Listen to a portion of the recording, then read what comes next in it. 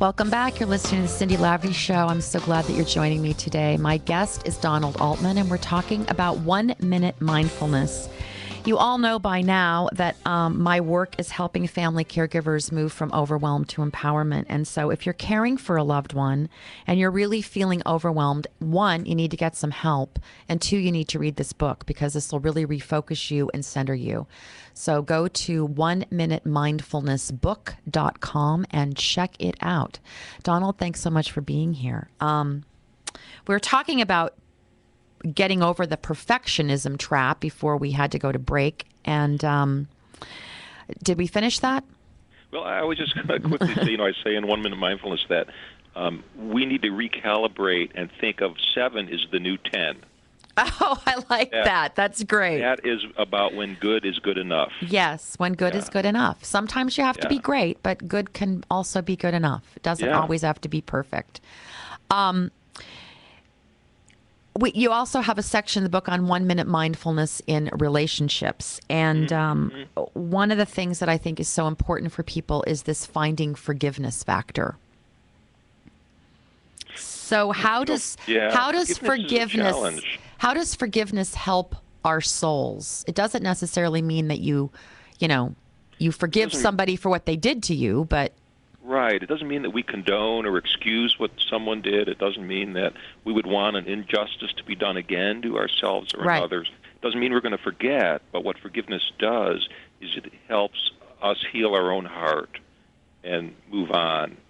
And so I think it's important for that. If we're bound up in anger, then we need to think, or bitterness, and we need to think about how forgiveness can help us move forward ourselves, whether or not we're ever even decide to tell that other person we forgive them. We may or may not decide that.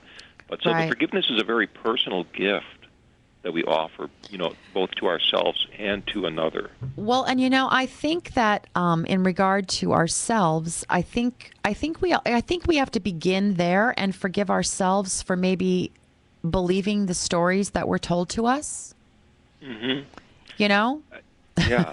Self-forgiveness, a lot of people blame themselves even for things that others did to them. Right.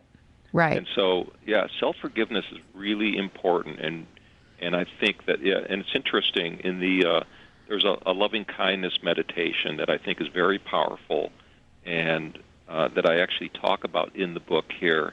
But it starts with forgiveness, that you forgive others for times that they may have hurt you. You forgive yourself for times you may have hurt others. And you forgive yourself for times you may have harmed yourself, either intentionally or unintentionally. Right. I think I can't talk about all the things that are in the book in the time that we have, but I want to have you back to talk about more of it. Okay. You say be the pebble. What do you mean by that?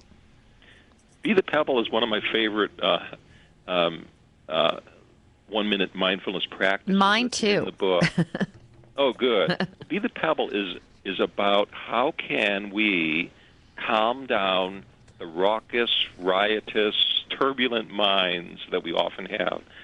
And the pebble is kind of like the idea that suppose we had a raging river and the water is so turbulent on the top you can't even see through the surface. But if you were to drop a pebble through the water, it would settle down all the way down to the bottom below that churling water, and it would be very quiet down there.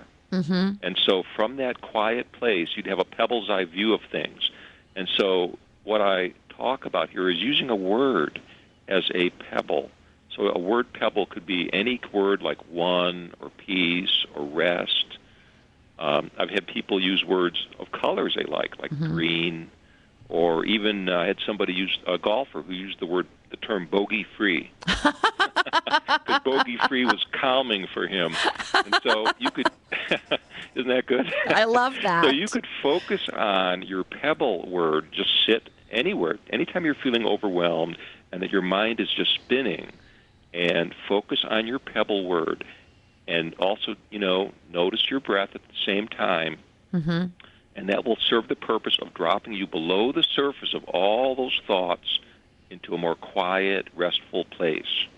Well, I mean, your thoughts will science come along. shows us that, words and getting into a different state actually change the physicality of our beings. Oh, it does. I mean, when I went to the Tony Robbins workshop years ago and walked across fire, I thought, how in the world am I going to do this? Well, it was just 2 words that got me across there without burning my feet. So it's pretty powerful. I actually have a stone that I hold in my hand. It's on my desk. When someone's really annoying me on a phone call, I grab my little stone and I just hold on to it, and then I feel better. I do. Yeah, well, so you could have a physical pebble, too, that you could hold on to, right? And you could be the pebble with an object. It doesn't have to be a word, and I'm glad you actually said that.